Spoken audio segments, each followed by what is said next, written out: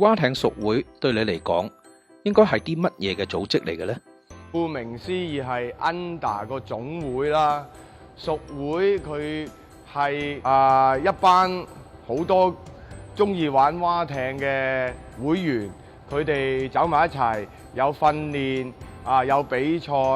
咁藉住呢個機會呢，係亦都可以支持翻總會喺一啲嘅工作上邊，譬如香港錦標賽一啲嘅 volunteer。喺屬會嗰度，我哋有呢啲嘅活動喎，你可唔可以幫手啊？咁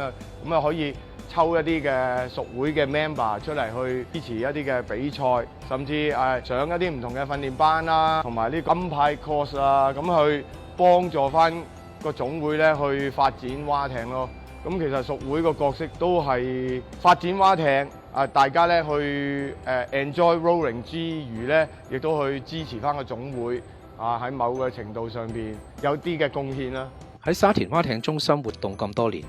對你嚟講有乜嘢深刻嘅印象呢？嗱，佢85年開啊，我就86年就開始 join 佢呢個訓練班啦。咁就由86年咁即係留下好多腳毛汗水甚至血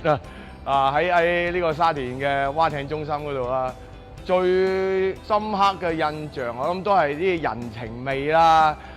尤其是咧啲濃厚嘅汗味啦，啲人之前嗰啲嘅人咧，即係都會好 friendly 嘅，同你打招呼傾下偈多啲嘅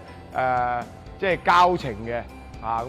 所以都留下幾深刻印象，同埋以前嘅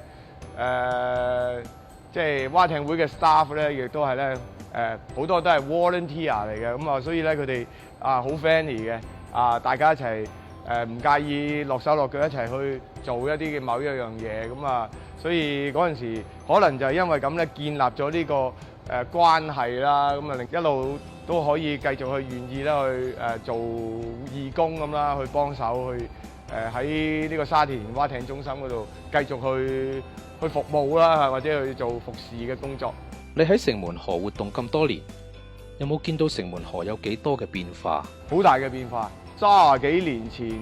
搬入嚟瀝源村呢度都仲係啲沙泥嘅灘，一條唔係咁直嘅一條嘅河流啦，呢條城門河仲有好多地盤田水魚塘咁樣唔錯嘅。咁但係因為引入咗人口同埋咧工業嗰度多嘅時候咧，哇又開始差咗啦，城門河嘅水質。即係試過爬哇有啲死豬死狗雞乜都有嘅。咁即係後尾呢幾年咧又改善翻好多，即係可能政府之前嗰幾年排污做得好啦，同埋咧刮淤泥做得好啦，整到條河咧又清翻，好似我踩單車一路沿住城門河，睇到佢個岸邊嗰度咧好清啲水同埋咧甚至咧有時會見到有啲海葵喺石門嘅賽艇中心嗰度，咁真係有所改善啦個水質。賽馬會對我哋蛙艇有好多貢獻，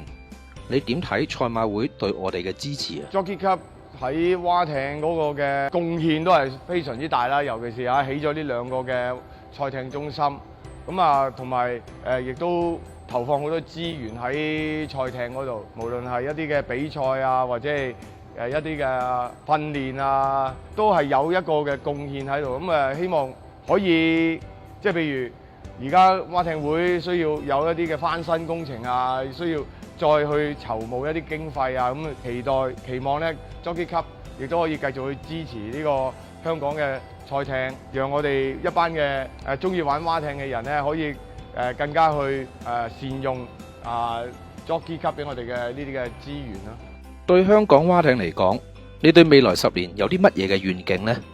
成績就香港隊梗係期待能夠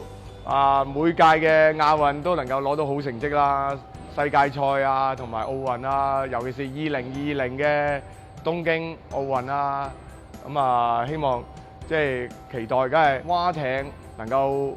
喺奧運嗰度咧，哇！如果上到頒獎台就犀利咯，呢個係需要好長嘅時間咁，但係都係即係我都期待啊，希望香港嘅蛙艇隊啦能夠